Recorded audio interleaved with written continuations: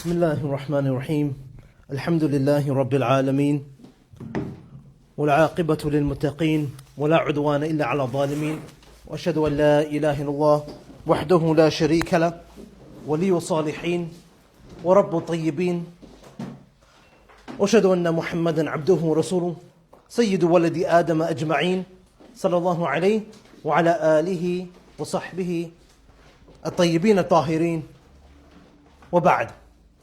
Okay, so excuse, first of all, foremost, I'd just like to excuse myself or seek your forgiveness for coming late. I haven't been well, to be honest, this week, so I had to wait for my medicine to settle in before I can come. So that's the reason why I was late. So please, again, apologies for the lateness and those who are following online as well. We're going to be following on from last week's lesson. And in last week's lesson, we talked about two specific issues or new issues. And that was regarding the Hamzatul Istifham, the Hamza. And the fact that there are two types of Hamzas. And the reason why we mention this is because in Medina Book 1, there is a tamreen. In the first lesson, there is an exercise which is called Tamreen Thalatha, exercise 3, which begins with Iqra waktub, read and write. And we mentioned that these two verbs are imperative verbs. They are what we call the fi'l amr. Sisters, there are, I think, some sheets have been placed behind. Yes, there's some sheets placed behind the red curtain, if you would like to pick that up, inshallah. And the sheet that we are on is the one which says Hamza at the top. So we were mentioning, to carry on, that on this page, which is page 9 in the old print, it says Tamreen Thalatha, exercise 3, and it says Iqra waktub, read and write. Two fi'l amrs, two verbs of command. And we said the fi'l amr, it usually begins with a hamza, a type of hamza, a hamzatul wasl. And that's why if it comes at the beginning of a sentence, we pronounce it Iqra. As you can see, you can hear me say Iqra. Na'am. But because in the next verb, uktub, the hamza does not come at the beginning, before it is a waw, which means and. If it comes in the middle of a sentence, it's not pronounced. So for example, waktub. I did not say wa uktub. I went from the waw to the kaf. Waktub. So we're going to go through this today again with the sheet that has been provided to you. So the sheet in front of you, you have a sheet which says Hamza. Or in Arabic, there are two types of Hamza. And just a little point I wanted to make. Hamza is spelt with a ha. The ha which is pronounced from the bottom of the throat. And not ha, Hamza. That is the name or the word which means lion, Hamza.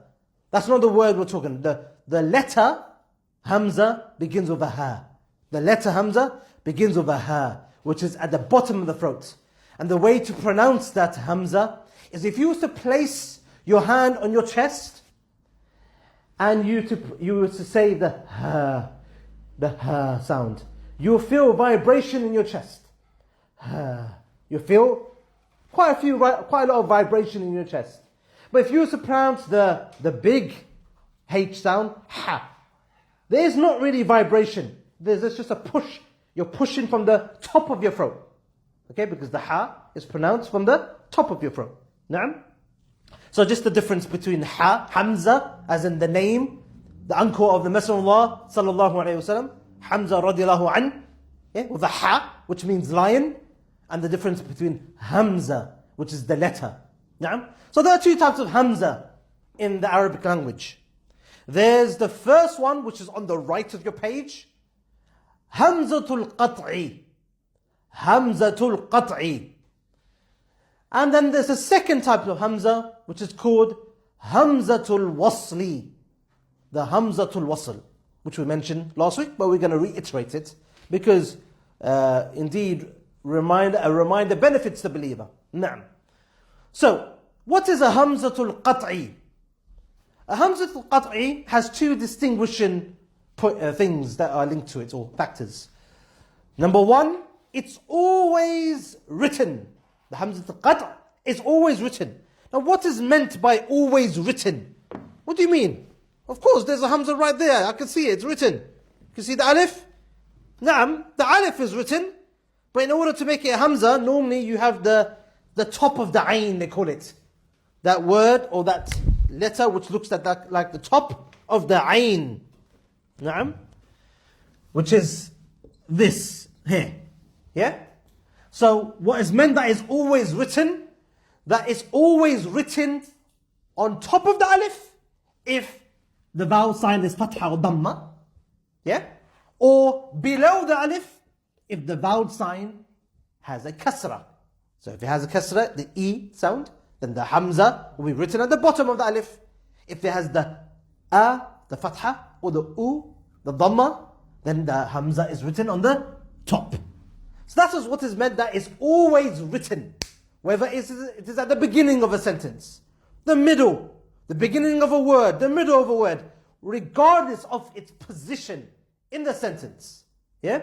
It is always written. That's number one. Number two, it is always pronounced, regardless of the position or of its position in the sentence. So I say Ahmed. Yeah? Ahmed beginning with a hamzatul qat'. Ahmadu. Yeah? You hear me pronounce it? Ahmadu. And if I was to put the word ana in front of it, yeah? And now this Ahmed, the hamza of Ahmed, is now no longer in the beginning of a sentence. Now it's come in the middle of a sentence, صح? Or after the first word. But I still pronounce it. Ana, I am Ahmed. It's still pronounced. Ahmed by itself, Ana Ahmed. So the hamzatul qat'i is always written and always pronounced. That's the first type of hamza. That's the first type of hamza. The second type of hamza in the Arabic language is the hamzatul wasli. The hamzatul wasli. And that is why we have, the reason why we are mentioning this, because the hamzatul wasl has come in Iqra waktub. So what is the hamzatul wasli? The hamzatul wasli, as you can see in the left side of your page, of your paper, of your worksheet, number one is never written. Meaning, that top of the ayn. Yeah, the top of the ayn. It's never written. Whether there's a fatha, kasra, or dhamma, this hamza sign is never written. So for example, in ibnun, son, ibnun, son, it's never written. If I was to write the word ismun, name, as you can see, the hamza is not written. And that's why you will see, we'll come to this after I finish the second point. So the hamza, that sign or the head of the ayn, is never written. Yeah, is never written.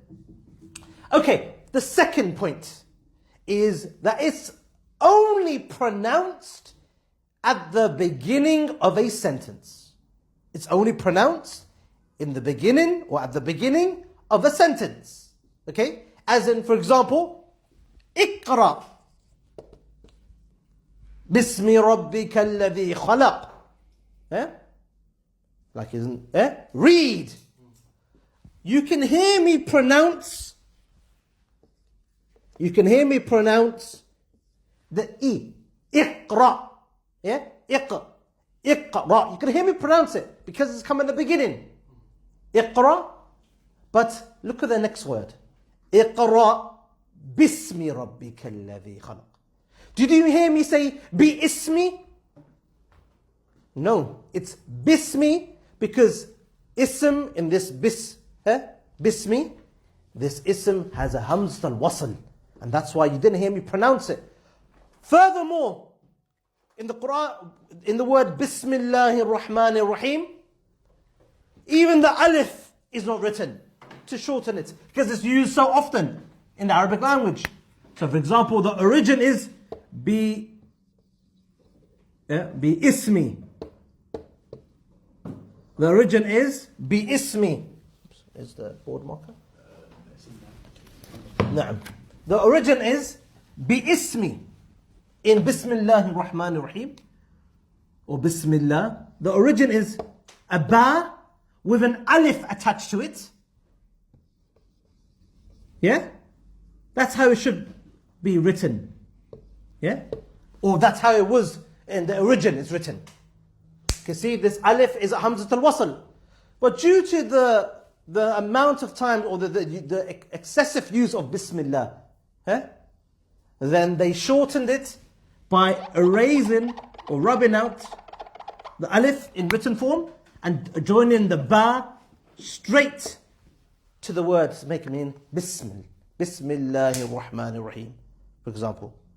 So, in Bismillah, there is a Hamzat al-Wasl. But you can't, and due to that reason, because there's a ba before the Hamza, you can't hear the Hamzat al-Wasl because it's come in the middle. It hasn't come in the beginning. So you hear Bismillah and not Bi-Ismillah. Why do we not hear Bi-Ismillah? Because this Hamza is a Hamzat al-Wasl. It's never pronounced if it comes in the beginning of, or in the middle of a word or sentence. Okay? So, Ibnun is pronounced because the Hamza has come in the beginning, Ibnun. But as for Waktub, for example, in exercise 3, Iqra Waktub. As you can see, I've gone from the waw all the way to the kaf. Waktub. Even though there's a Hamza there. But we know that the Hamzatul Wasl is it's not pronounced if it comes in the middle of a sentence or word. So we go from the waw to the kaf. Waktub. But if it does come at the beginning, we pronounce it. Iqra. Yeah? Iqra.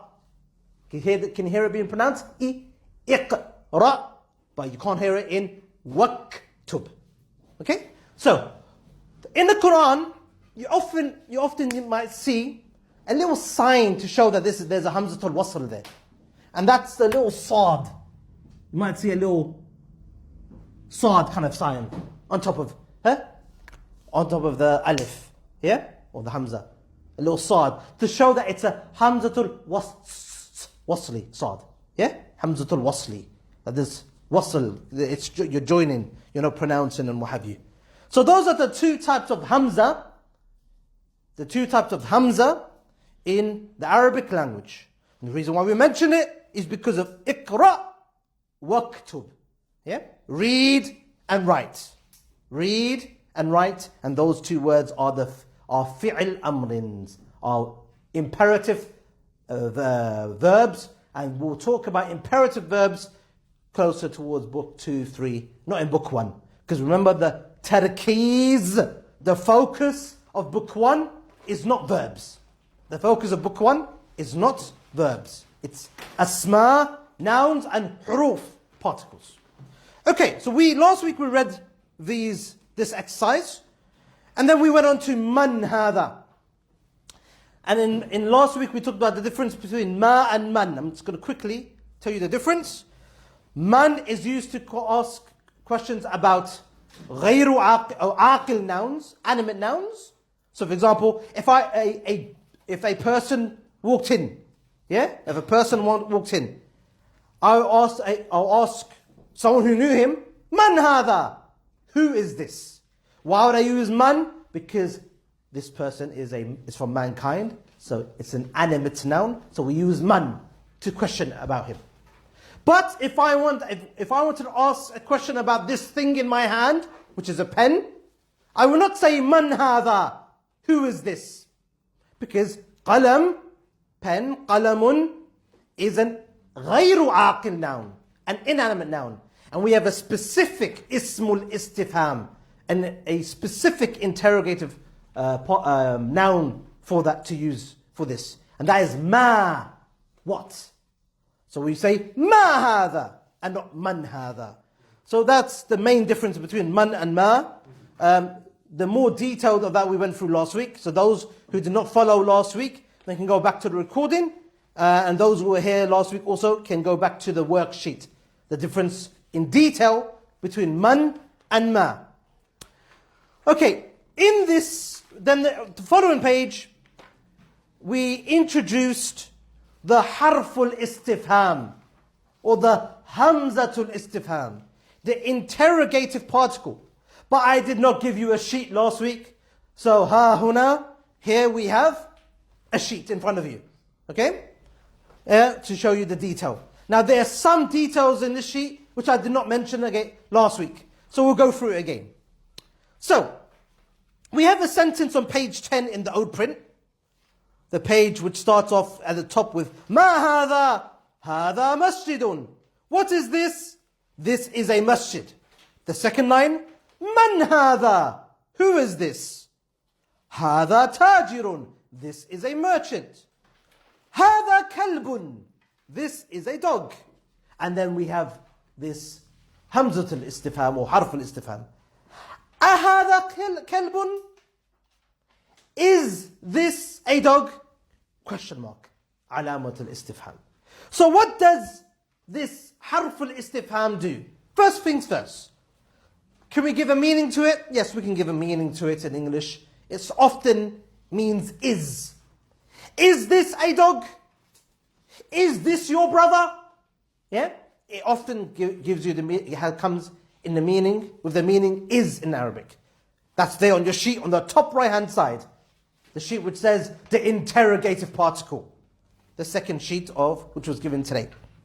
So, it has the meaning of is, number one. Number two, the difference between this harful istifham and ma and man, that this is, we call it harful istifham, an interrogative particle, and not an interrogative noun, an ismul istifham. Now, you don't need to know too much why that is important. But just know, when it comes to huruf, particles, in Arabic, we don't analyze them. There's no analysis. Okay? We don't make what we call i'rab.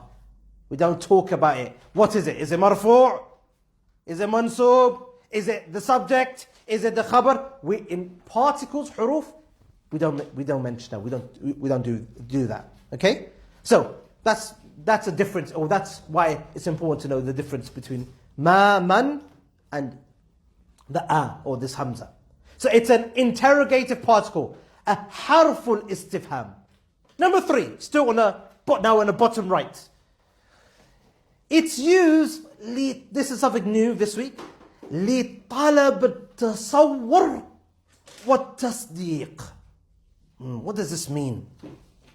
It means it's used to seek the meaning or an idea of something, or, number two, a confirmation of something. A confirmation of something. So for example, if I know that you are a traveler. I know that you are a traveler. You're a musafir, for example. And I'll say to you, but the thing is, I know there's two people in front of me, sorry. There are two people in front of me. I know that one of them is a traveler, a musafir. But I want to ascertain which one is. Which one is the traveler. I want to make ta'yeen. I want to identify who is the traveler. Who I can give the meaning of traveler to. Who I can give the meaning of traveler to. So I'll say, أَمُسَافِرٌ أَنْتَ أَمْ أَخُوكَ? Are you a traveler or your brother? Yeah? Are you a traveler or is your brother? Yeah? So I'm trying to get the meaning of, or get to identify who the traveler is. Na'am? I'm trying to identify who the traveler is. So this is what we call tasawwur. But then there's another meaning that the Hamza is useful, and that is for at-tasdeeq. Yeah? To find out, to confirm something else, to get confirmation. And it's used in the Quran. For example, with Ibrahim alayhi salam, I can't remember the ayah correctly, but أَأَنْتَ فَعَلْتَ هَذَا بِآلِهَتِنَا يَا Ibrahim. I think that's the ayah, if I'm correct in it. Did you do this to our idols, O Ibrahim? They want to find if it's an ithbat. So in this case, we're trying to find out a yes or no answer. We're trying to find out if it's yes, you're the one who broke the idols, or no. We're trying to establish an ithbat, affirmation, or a nafi, or negation. Yeah? A tasdeeq. Yeah? We're trying to get a confirmation and a testimony, yeah, to something, an action. Okay? So, أَهَذَا بَيْتٌ? For example, on the page, is this a house? Okay? Confirm for me. No. Yes or no. So you can say la or na'am. Yeah? So you're gonna attest to whether that is being a house or not. Yeah? You're gonna confirm and attest to it. Give me a tusaddiq. You're going to give me a confirmation or a testament. Okay? And that's like in this page here. Yeah? أَهَذَا كَلْبٌ? Is this a dog? And it moves us to a next point, which is the answer, al-ijaba tabda'u, begins with a harful jawab. The answer, it begins with a word used to answer with. Yeah? Yes or no. Na'am in the affirmative, or la in the negative. Ahada, so I'm here pointing at the qalam. Ahada qalamun. I want you to make tasdeeq of this. Give me a confirmation. Na'am. Hada qalamun. Ahada qalamun. I've got a pen in my hand and I'm asking, is this a pen? Ahada qalamun. The answer is Na'am, hada qalamun. So you made ithbat, you affirmed. Okay? You affirmed that this is a qalam. But if I had this in my hand, and those who are listening online and the sisters, I have a book in my hand. Yeah? And I say, ahada qalamun? La. No. Hada kitabun. This is a book. So now you're making tasdeeq, or you're confirming for me. There's a confirmation of what that is. Okay? So inshallah the brother, maybe we're looking at the ayah, and then we'll get the ayah, the actual ayah, inshallah. I had a book. Na'am? Okay, na'am. So, na'am. قالوا أأنت فعلت هذا بآلهتنا يا إبراهيم. So the verse is which it doesn't say the verse number here, akhi. So if you could get the verse number, yeah, there is tasdeeq. There's an example of tasdeeq, and we'll give you the ayah, inshallah, number and the chapter. So Surah Al-Anbiya, verse 62. Surah Al-Anbiya, verse 62 is an example of the meaning of at-tasdeeq, the confirmation, getting a confirmation or an answer in the negative or in the affirmative. Na'am, and like the book is. So, and the final thing, or the final 2 points, is that the Hamza is mabni, is indeclinable, meaning it always looks like that. Yeah? It looks like the alif. The Hamza looks like, it's got alif with the ayn, the Hamza at the top, with a fatha. So it's mabniyun ala al-fath. Yeah? It always looks like that with a fatha. It's not e or u. It's always a. It's always a. So it's mabniyun ala al-fath. It always has that. It doesn't change. It's unchangeable, indeclinable. Naam? And the last thing is that the sentence ends with a alamatul istifham, which is the top left hand corner on your sheet. It ends with it is followed by a question mark. Alamatul istifham. So, ahada kalbun? Question mark. Yeah? A quick writing rule we mentioned last week as well is this Hamza is written close to the word before after it. It's written close with no space.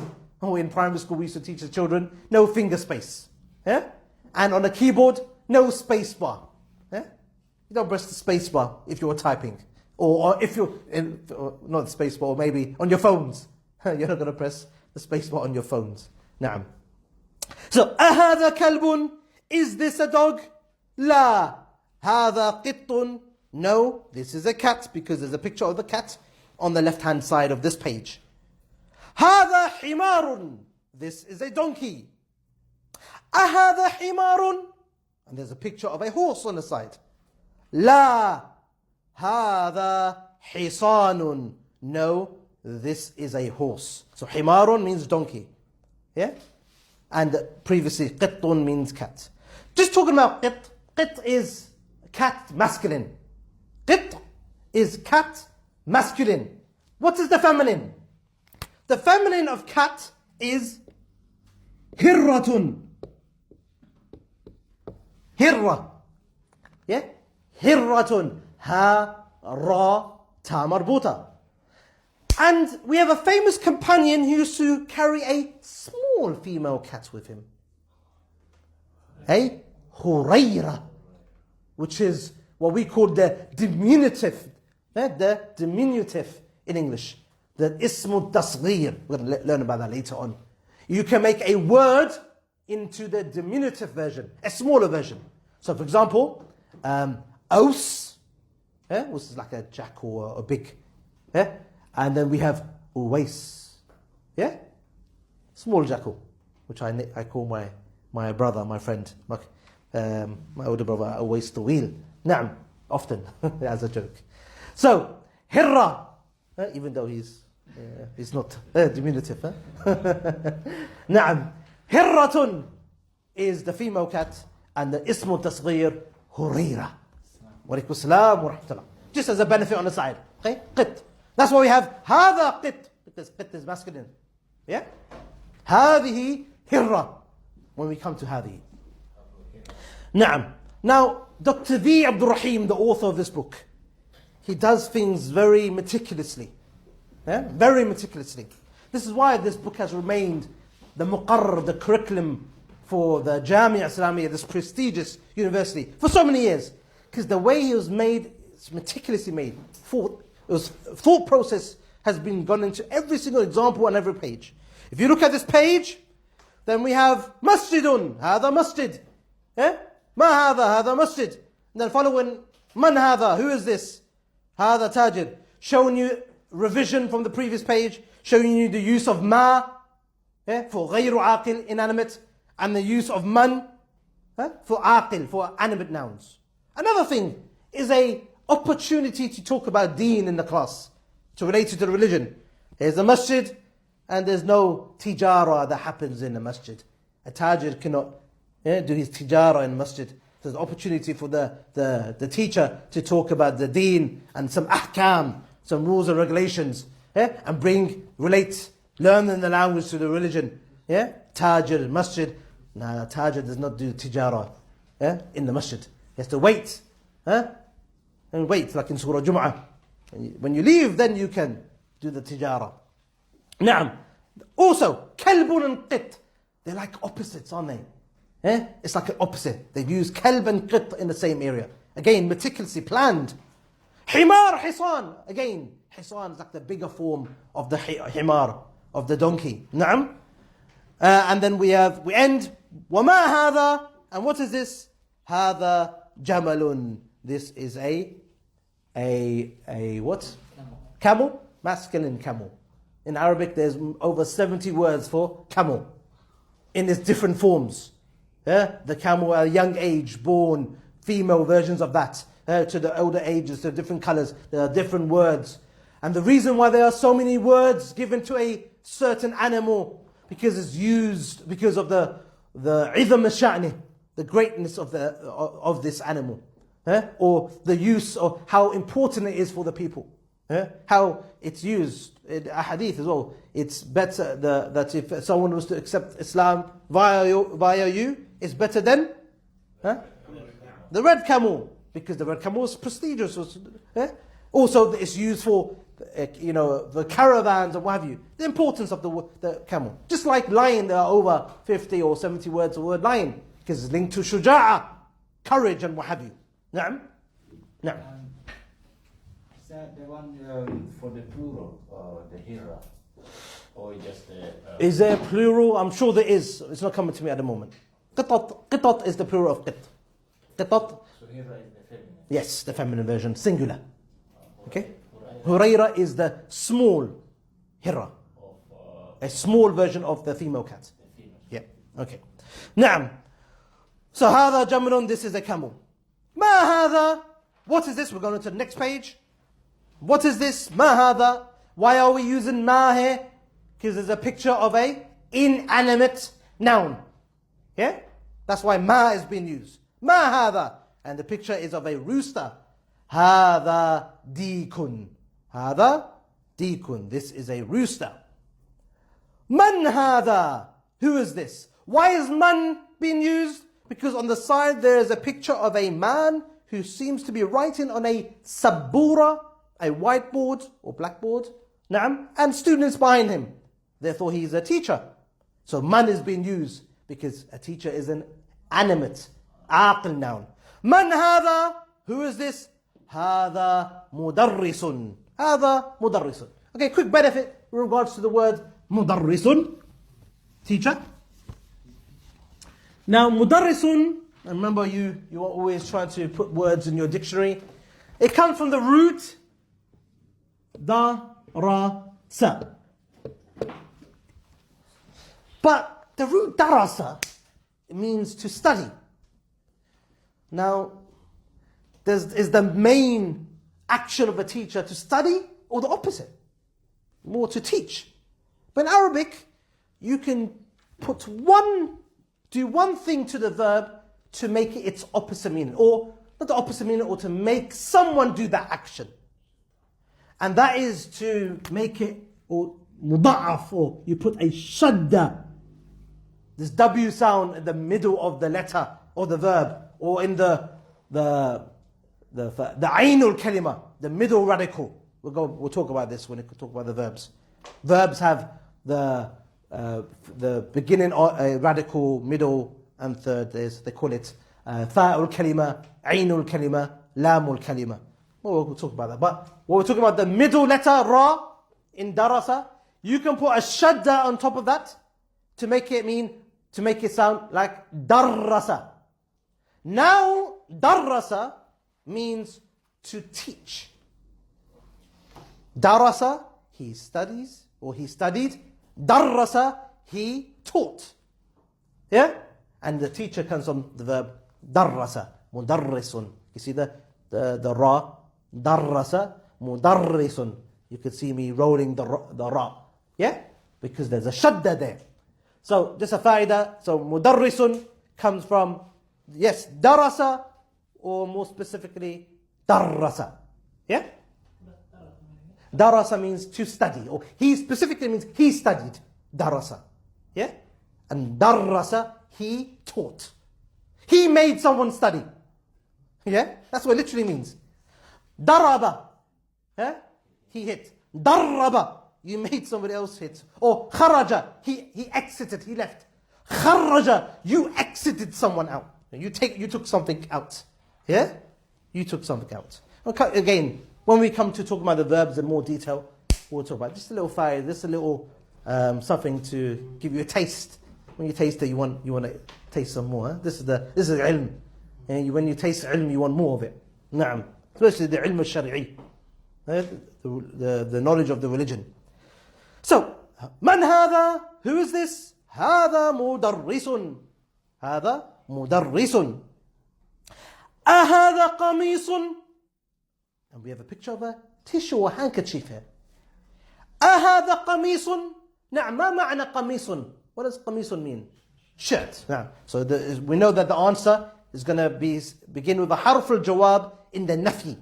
Yeah, we're going to negate. لا فاصلة. What does فاصلة mean? Comma. Last week we mentioned that the حرف الجواب is followed by a comma, a فاصلة, a comma. So, لا هذا منديل. No, this is a mindil, a handkerchief. Again, meticulously planned. Both are from materials, aren't they? Words to do with material. Qamis, shirt. Mindil, again, made out of material, cotton and what have you. Again, he's put them here together for a reason. It could have been, why didn't it say, أهذا حمار? لا, هذا mindil. It's because it's planned. It's trying to bring things together, learn words together, easier for a student to memorize. Again, the author shows his authorship, the great authorship of him, Dr. V. Abdul Rahim, Hafidhullah Ta'ala. I think he's still alive. Na'am. So, Iqra, we have the next one. Tamreen, exercise. Tamreen, exercise. Iqra, waktub. Okay? Read and write. Read and write. ما هذا؟ هذا قلم إخوان. Because of lack of time, we expect you to write yourself, but I'll get you to read inshallah. طيب نعم يا وليد. First one. واحد. ما هذا؟ هذا قلم. نعم. ما هذا? Can you translate as well أخي? What is this? This is a pen. This is a pen. Number two. نعم. تفضل. من هذا؟ هذا طبيب. Okay, so in the book we go from right to left. So it'll be the one on the left, top left. Oh, sorry. نعم. Okay. هذا كلب. هذا كلب. نعم. ترجم. This is a dog. This is a dog. نعم. Why are you saying this is a dog? Why not the dog? Because in Arabic, oh no. You could just say one word for me. Because kalbun is... there's one word you can give me. Huh? Anyone? Nakira. All you have to say is, because kalbun is nakira. You can't carry the sheets can't be with you everywhere. Yeah, like the poet said, علم معي أينما يممت أحمله بطن وعاء له لا بطن صندوقي إن كنت في البيت كان العلم فيه معي وإن كنت في السوق كان العلم في سوقي ليس بعلم ما حوى القمطر إنما العلم ما حوى الصدر. Yeah? My knowledge is with me. Everywhere I go is with me. If I'm in the house, knowledge is with me. If I'm in the market, my knowledge is with me. Knowledge is not which is preserved in a book, which is placed in a book box. But knowledge is that which is preserved in the chest, memorized. So, you can't keep searching for the sheets. We have to be memorizing. Hifz is very important. Na'am. Ahlul Hadith, they were Ahlul Hifz. The people of Hadith, they are the people of memorization. Barakallahu feekum. So memorize. Na'am. So, تفضل. طالب. نعم. من هذا طبيب. نعم. This is a doctor. أحسنت. Who is this? This is a doctor. نعم. تفضل أخي الكريم. هذا جمل. نعم. This is a camel. نعم. تفضل. This is a so هذا جمل, just to repeat for those who are listening. This هذا جمل, this or هذا جمل, we want you to pronounce every single ending, case ending. This is a camel. نعم. تفضل أخي الكريم at the back. نعم. Number 5. 5. هذا كلب. ديل. هذا كلب on the right hand side. Oh, you have a different print. عفوا.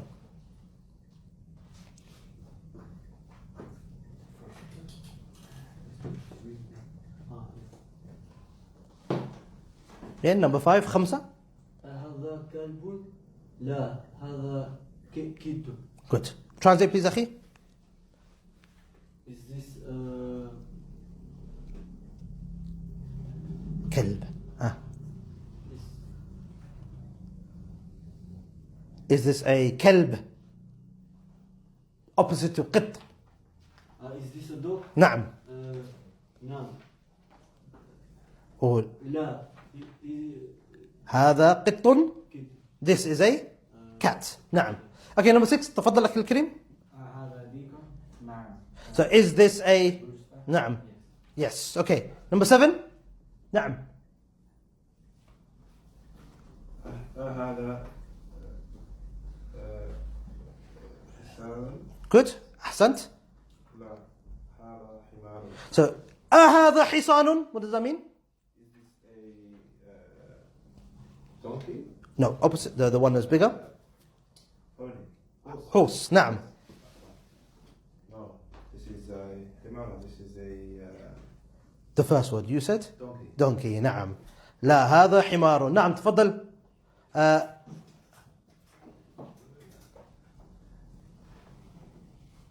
number رقم 8.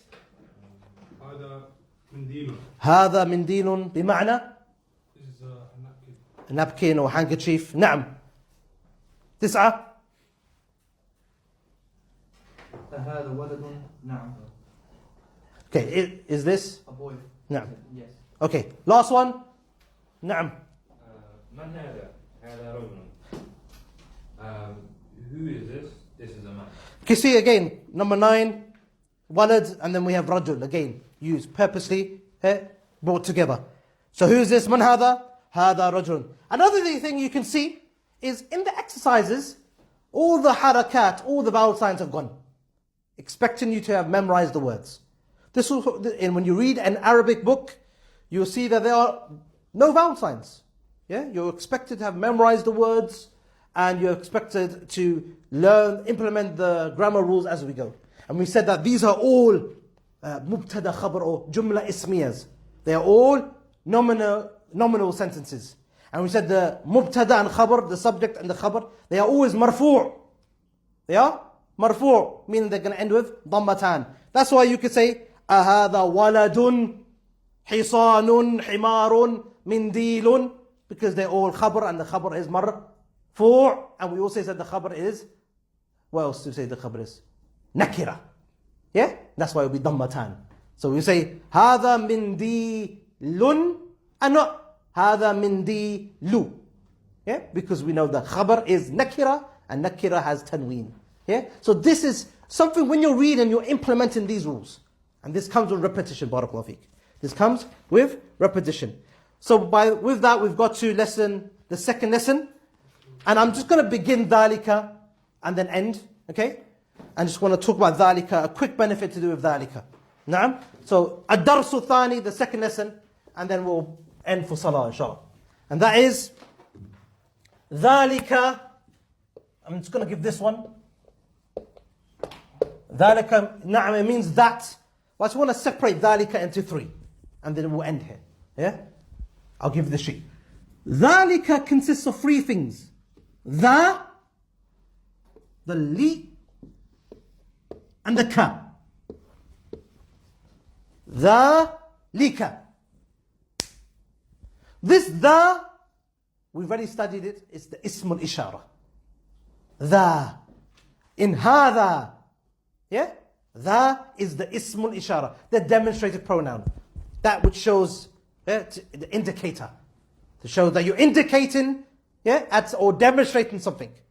This lam is lam al-bu'di. The lam of bu'd. The lam which shows distance. This lam, it shows bu'd. It shows that which you're pointing at is ba'id. It's far. They call it the lam al-bu'd, which I'll give you a sheet about. Lam al-bu'd.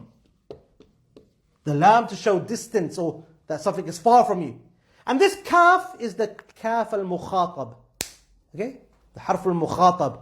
To show that you're speaking to the second person. Now, this can change to a plural, like in the Quran. ذَلِكُمُ اللَّهُ فَأَنَّا تُؤْفَكُونَ ذَلِكُمْ. To show plural. Shaykh Ubaid, Al-Jabiri, Hafidhullah Ta'ala, often you say, ذَلِكُمُ or تِلْكُمُ الْقَاعِدَةِ. That principle that we're talking about, speaking and using kum, because he's speaking to a group of people. They often use this, the ulama. So, this ka is to show singular. Yeah? You're speaking to a singular person. So here's the breakdown. If I was talking or pointing at the star. There's my pointing, indicating.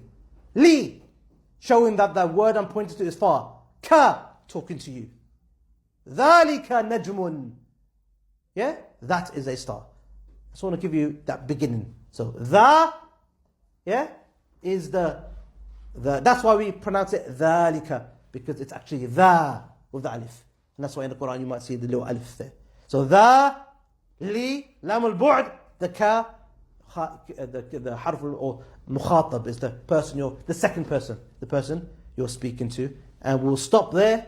Inshallah, that is just a introduction to dhalika. We'll talk about the meaning. We'll talk about how we'll use that spider diagram. You have a sheet with the spider diagram like we use for hadha.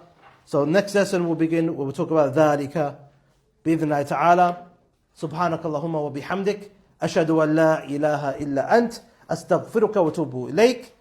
And that's why you have ذاك as well, yeah? ذاك. Yeah? ذاك is it's just less than ذلك. Or هنا, هناك, هنالك. The la makes it even further. هنا here, هناك there, هنالك there as in further. The lam al-bu'd is there also in هنالك. Yeah, this lam al-bu'd. Barakallahu feekum bikhwar. Again, we received messages, emails. We did read your emails, and a lot of the questions were pertaining to the worksheets and pertaining to previous recordings. The brothers in Salafi Dawah tutoring are working on getting the recordings there for you, so you can access it via SoundCloud, and also the worksheets are being compiled, inshallah. Can I just grab the question, please?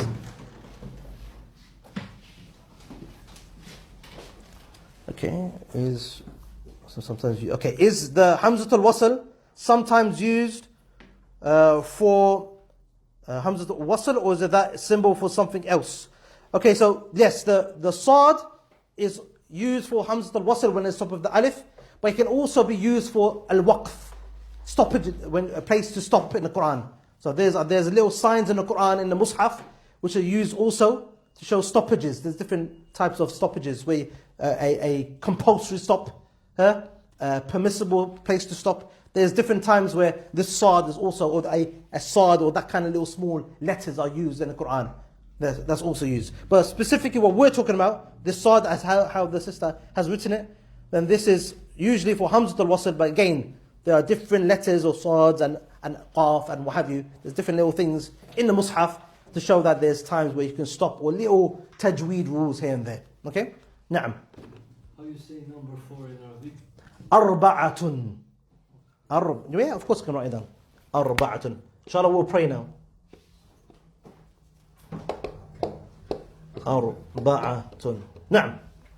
What is the verb it comes from? Tamreen. Last week we were that's what happens, isn't it? This week? Allah musta'an. ما فات. Marrana. Yes, to train. Marrana yumarrinu. Yeah, has the meaning of darraba yudarribu. Tadrib, tamreen, exercise. Also exercise your body. Na'am. You know how the Hamzatul Wasl is only pronounced at the beginning of a sentence? Na'am. So would you pronounce it as Masmuk? Yes. So that's why brilliant question. For example, in the example we have masmuka.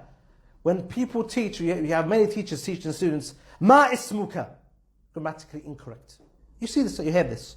Ma ismuka, ma ismuka. This is grammatically incorrect because there's a hamzatul wasl. It should be masmuka. Yeah? Masmuka. Very good question, barakallahu feekum. Na'am. Can you the Muzakkar Hurraira? Of the mudhakkar qit. You mean to write qit? No, you mentioned Qit is the mudhakkar version. Hurra. Now, hirra is the mu'annith of, it's a feminine cat. Hirratun. The masculine is qit. Completely different word. Yeah? Qit. Hirra. Hurraira. Yeah? So hirratun, feminine version. And the diminutive, the ism tasghir, is Hurraira. No? He was seen with a Hurraira. The plural name. Hirra. Okay, ahsan. So the plural, just like qitat. Qitat. Hirra. Hirrar. 2 Ras. Yeah? Barakallahu feekum. Jazakallah khair. We end there, inshallah. We'll pray. Barakallahu feekum.